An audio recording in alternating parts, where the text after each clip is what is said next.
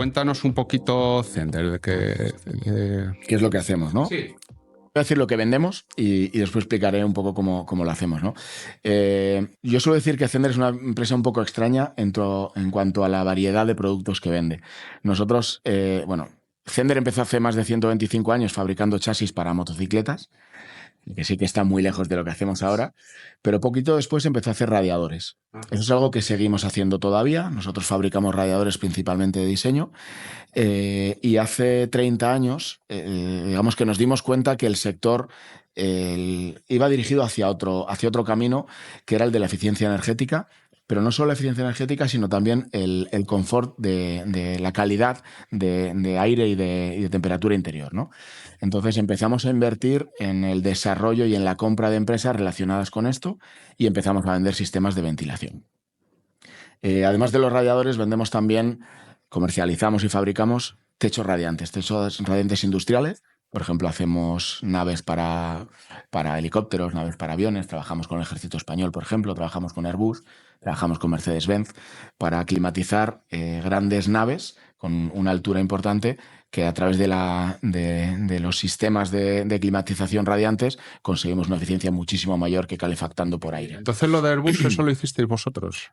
Son marcas. Hemos hecho otras, ¿no? Sí, es que un compañero estuvo trabajando ahí en ese proyecto, yo creo que era en Ferrovial o algo así.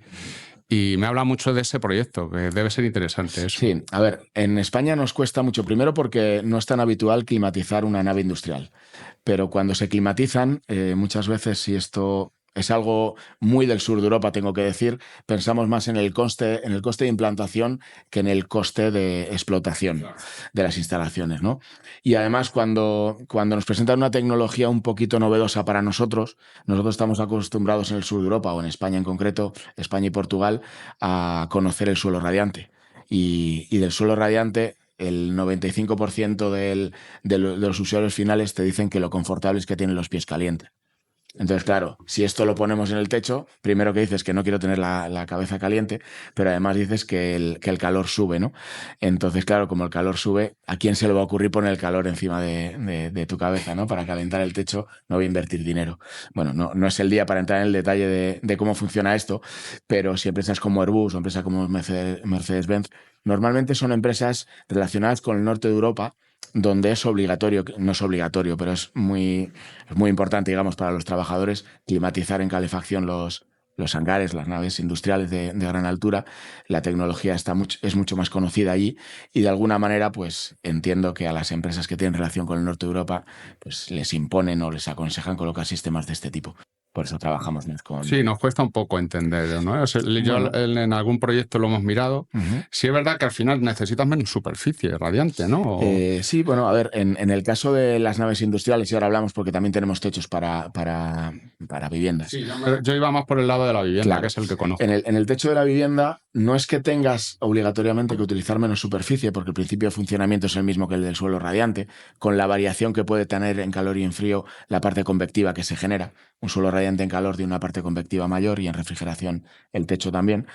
Pero como la demanda de los edificios cada vez es menor, tú ya no te ves obligado a colocar toda la superficie, pero en un suelo radiante tienes que colocarla por el sistema constructivo, ¿no? Sí. Entonces, esa sí es una ventaja. Cuando hablamos de viviendas de muy alta eficiencia, la demanda es tan baja que podemos colocar mucha menos cantidad de techo radiante y podemos optimizar el coste, que al final también es uno de los objetivos, ¿no? de una construcción, no solo que consuma poco, sino que el coste de implantación sea lo menor posible también. Así que eso nos favorece en ese caso. Siguiendo con la introducción de los productos, digamos lo que es nuestro core business hoy en día, que es la ventilación de doble flujo, principalmente residencial.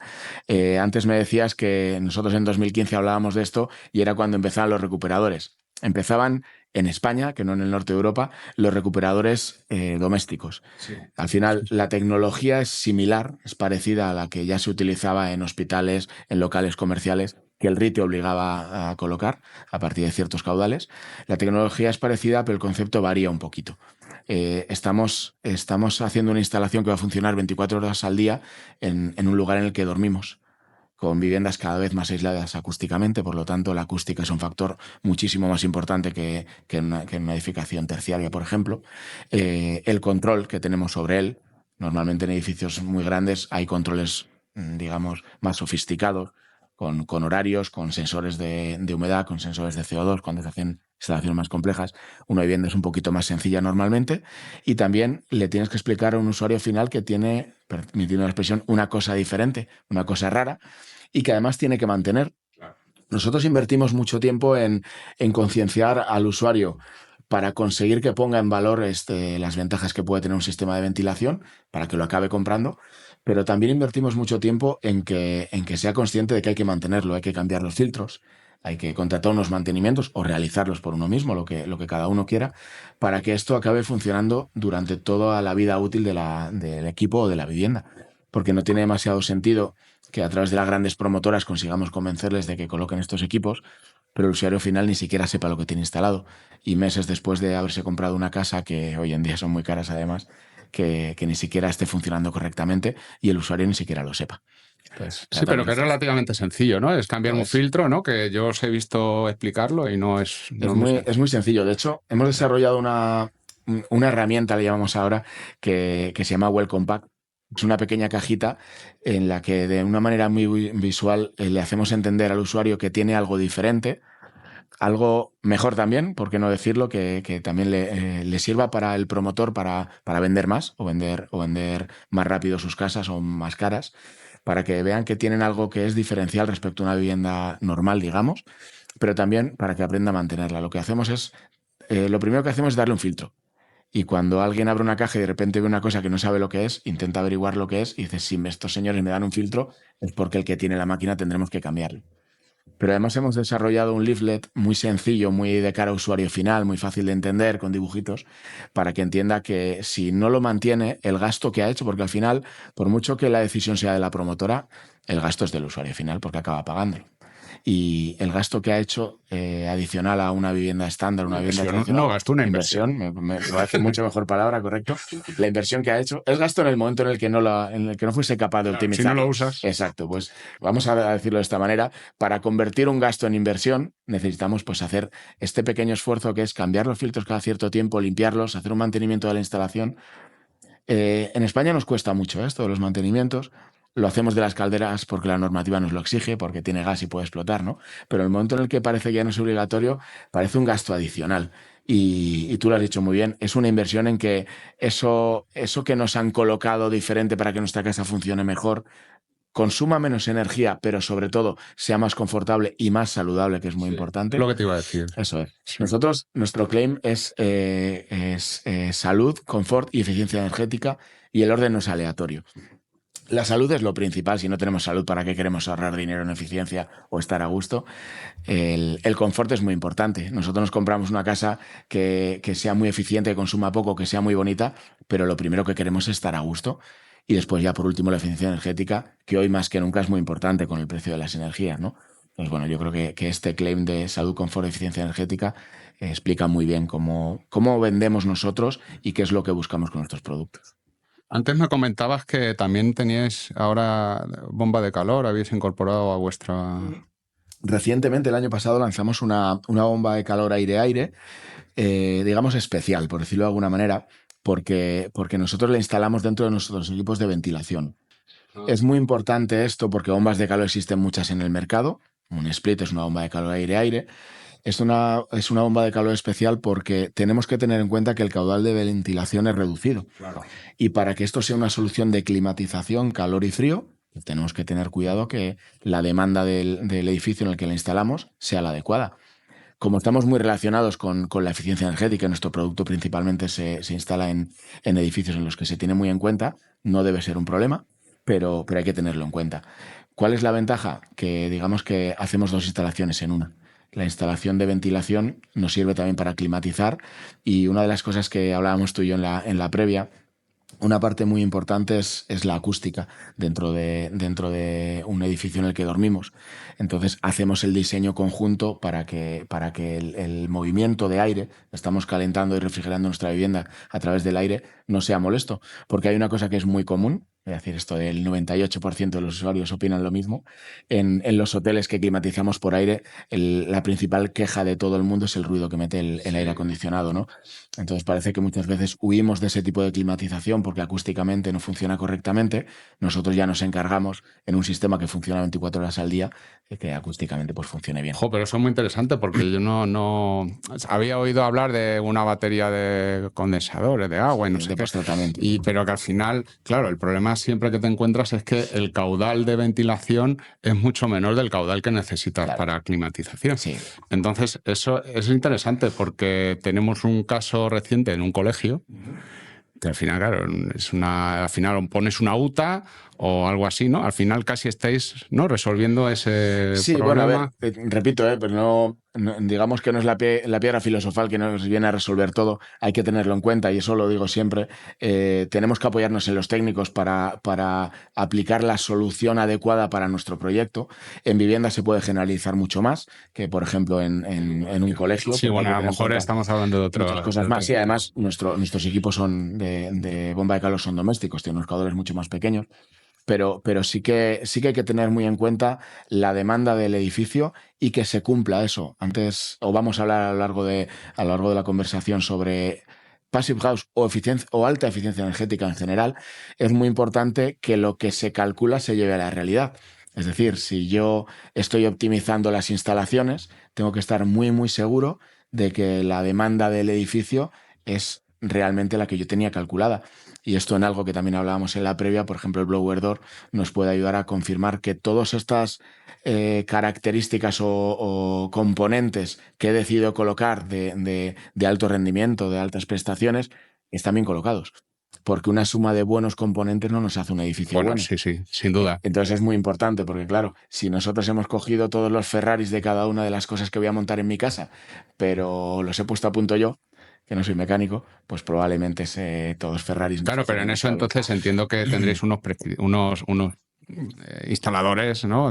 ¿Formaréis a instaladores o tendréis instaladores de vuestra confianza? En ese aspecto sí, lo que pasa es que por eso a mí me parece muy importante diferenciar, entenderme la expresión, quién es el culpable o qué es el culpable de algo y dónde se manifiesta. Si yo tengo calor en mi casa o tengo frío en invierno, lo primero que voy a pensar es que, quitándome un poco de medio, que mi suelo radiante o que mis radiadores no funcionan o que mi caldera no funciona, igual el problema es que tu caldera o tus radiadores o tu suelo radiante o tu techo radiante no está correctamente dimensionado porque había un papel que decía que tenía que dar 100 y realmente el edificio pide 150. Y yo, como quiero optimizar todo y es lógico y voy a comprar la máquina que me dé 100. Pero si nadie ha comprobado que todos estos Ferraris, ¿no?, que decía yo esta expresión, todos estos componentes premium están bien instalados, pues en lugar de 100 me demandará 150. Sí, bueno, ahí está la labor de las consultorías de ingeniería. Exacto. ¿No? Pero sobre todo el seguimiento de la ejecución. Porque al final, hoy en día hay muchos técnicos muy bien cualificados y unos sistemas informáticos que te ayudan a hacerlo y a hacer los cálculos de una manera muy precisa. Pero si después en obra no tenemos cuidado en cómo se ejecuta, pues el problema tenemos el mismo que si lo hubiéramos calculado mal. Sí, eso luego cuando entremos ya en materia en Passive House, ahí sí que es muy importante la ejecución. Exacto. Bueno, a ver, que es muy interesante, pero bueno, para ir avanzando, a ver, yo estuve en una oficina vuestra en Barcelona, en Sant Cugat. Al lado de Sant Cugat, en Sardañola de Vallès. Pero estáis ahora en otro sitio, ¿no? Esto me hace pensar que somos un poco viejos ya, ¿eh? Joder. Estamos hablando de cosas que han cambiado, tú has cambiado de oficina, yo también, yo he cambiado de trabajo 2 veces. Pues sí, hemos cambiado, ahora estamos cerquita, estamos en Sabadell, en unas oficinas mucho más grandes también, pero digamos más actuales, ¿no?, más modernas y sobre todo a nivel comercial, más allá de que puedan ser más bonitas o no y que el entorno de trabajo sea mucho más adecuado para todos los que trabajamos allí. Ahora tenemos un showroom en el que podemos ver los techos radiantes industriales, ya podíamos ver los domésticos, cuando estuviste tú los vimos, tenemos un showroom también de radiadores, pero sobre todo la parte más práctica. Tenemos un aula de formación en la que desmontamos, montamos recuperadores, el control también es algo un poquito complejo. No el nuestro en concreto, en general, pues conseguir controlar la ventilación a través de modus, de KNX y un sitio en el que podamos tocar provocar errores para que los instaladores puedan saber cómo solucionar los problemas que luego hay en campo, es algo muy adecuado. Antes no lo teníamos y ahora lo tenemos. Así que ahí hemos mejorado bastante. Y aquí aprovecho este foro para invitaros a visitar nuestro showroom. Poneros en contacto con nuestra red comercial o no sé si dejaréis mis datos directamente conmigo. Dejaremos los datos en la descripción y luego en comentarios que pongan si Exacto. quieren consultar cualquier cosa. Eso es. Porque nosotros, la comunidad nuestra, hay mucha, bueno, la mayor parte son de Hispanoamérica. Entonces, ¿qué presencia tenéis allí o de qué manera, si tenéis enfoque allí o cómo?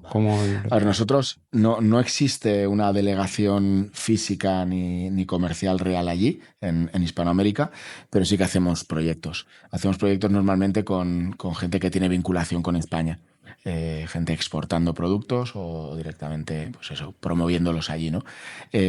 Por vinculaciones, digamos, idiomáticas o incluso, pues eso, hay mucha gente cultural, exactamente.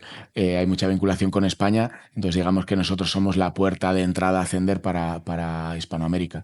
Hay un proyecto de crecimiento allí porque digamos que igual que ha pasado del norte de Europa al sur de Europa, todo esto de la alta eficiencia energética, Passive House, pues digamos que esto va yendo hacia allí, la ola, el tsunami va yendo hacia Latinoamérica y cada vez recibimos más consultas. Entonces, a día de hoy no hay una estructura comercial instalada allí, pero lo mismo que hemos dicho antes, tenéis mi contacto para todo el mundo que pueda estar interesado, que ya nos encargamos nosotros de redirigirlo para poder darle el servicio que sea necesario.